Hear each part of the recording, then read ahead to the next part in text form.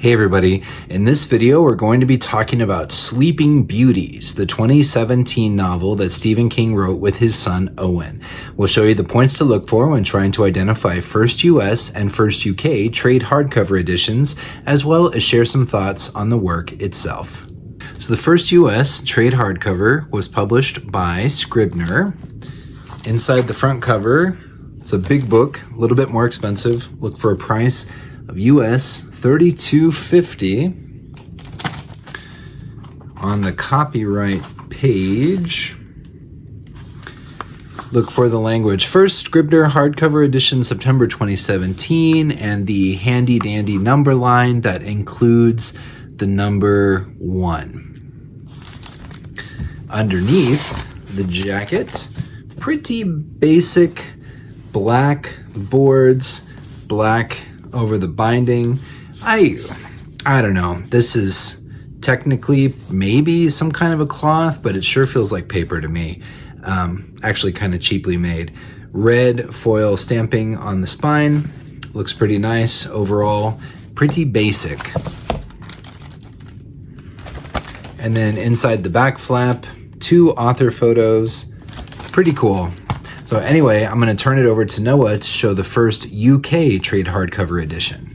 And then this is the UK trade state.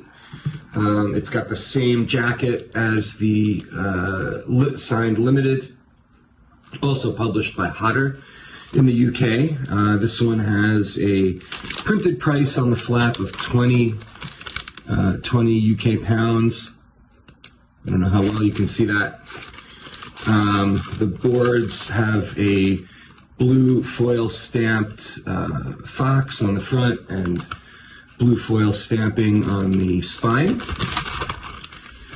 And the copyright page, as typical with Hodder, just has a single number 1 to indicate first printing. Right there. Oh, can you see it? There we go. All right, and that's the UK first trade edition of Sleeping Beauties. And now a word about our sponsor.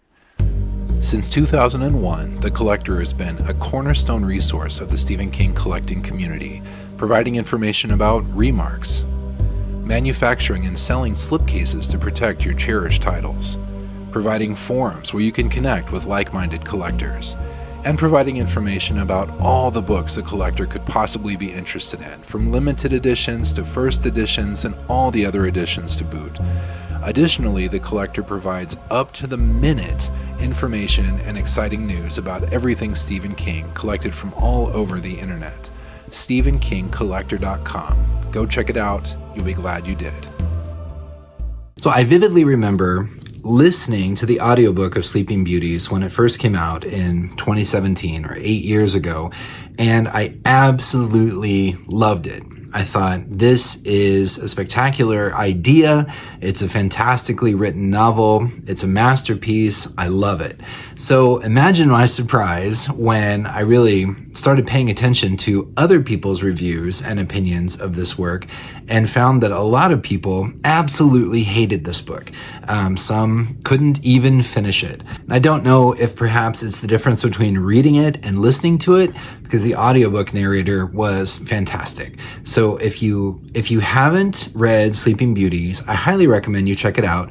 If you've tried reading the book and you really, really didn't like it, if you're open to revisiting it, I would recommend that you try the audiobook version, unless you just totally have an aversion to audiobooks in general. That's how I experienced it, and I really, really liked it.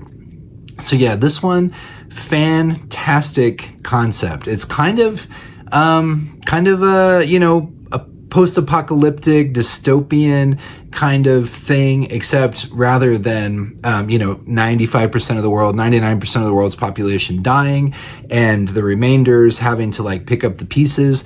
This one is sort of a men and women is where the division is.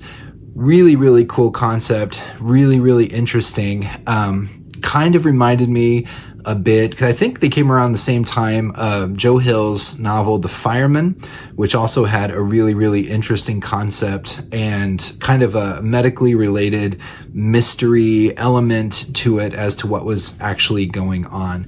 So yeah, anyway, I understand that Owen brought the idea to Stephen King and said, I have this great idea, and thinking like it would make a great novel for you. And Stephen King said, well, we should write it together.